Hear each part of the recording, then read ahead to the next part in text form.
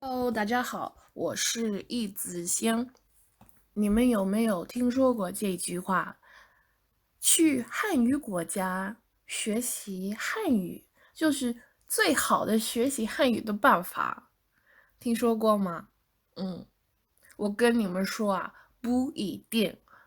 我知道很多人觉得，他们都认为就是你必须去国外学习你的目标语言。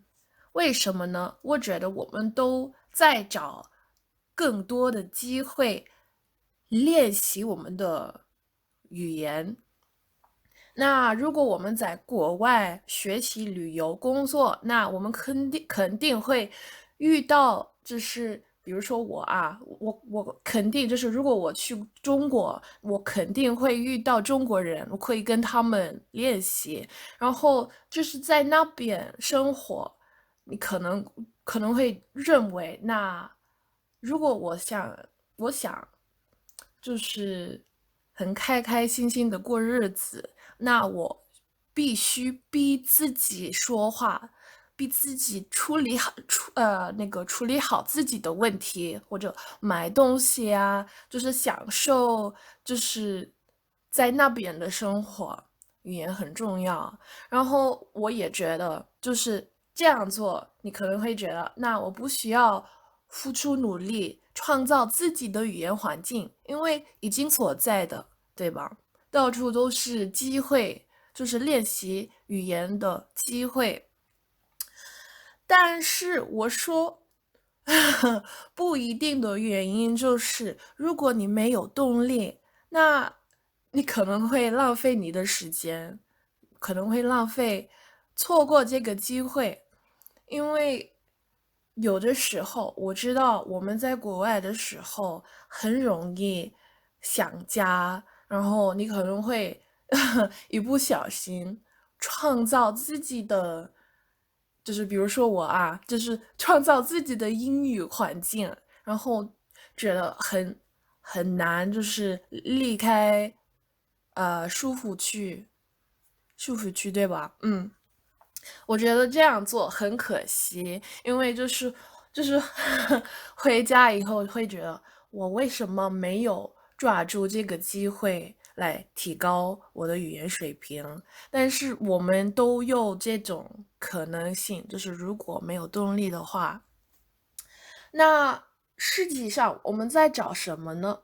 其实我们在找机会学习，机会提高我们的语言水平，还有我们想要资源，然后我们不想付出付出好大的努力或者什么。我知道，其实有很多人，他们很自律，然后如果他们决定了他们想学习，他们肯定会对自己很苛刻。但是有一些人，他们不可以这么做的，但是他们很想要提升他们的中文或者他们的目标语言。但是我们也可以在我们自己的国家或者其他的国家学习语言，你不一定需要去，比如说。我是学习中文吗？我不一定需要去中国或者其他的汉语地区学习，对吧？我可以在家学习，为什么呢？因为我有动力，这是第一，这是很重要的一件事情。然后第二，我可以在线找到其他人，其他学习汉语的人，其他会汉语的人，我可以跟他们聊天，跟他们学习，一起学习。我也可以找到老师，对，就是有好多软件，就是可以找到老师，然后就是学费很低，或者你也可以问你的朋友，或者做就是找伙伴，跟他们一起练习你的母语，然后一起练习你的目标语言，就是一半帮助他们，一半帮助你的，对，然后嗯。就是在线，就是油管啊、优酷啊、哔哩哔哩，还有就是其他的，就是资源都在网上的，很容易找得到。嗯，所以不一定需要去。我知道，我有几个朋友，我不知道为什么，但是他们一听就是他们一说，他们没有离开过中国，然后他他们说我一直在国内学习英语，然后我就吃惊了，因为他们的英语真的特别特别的好。但是其实不应该是意外，因为其实我们都有这种机会。如果你真的想要学习任何一件事情，那你就可以的。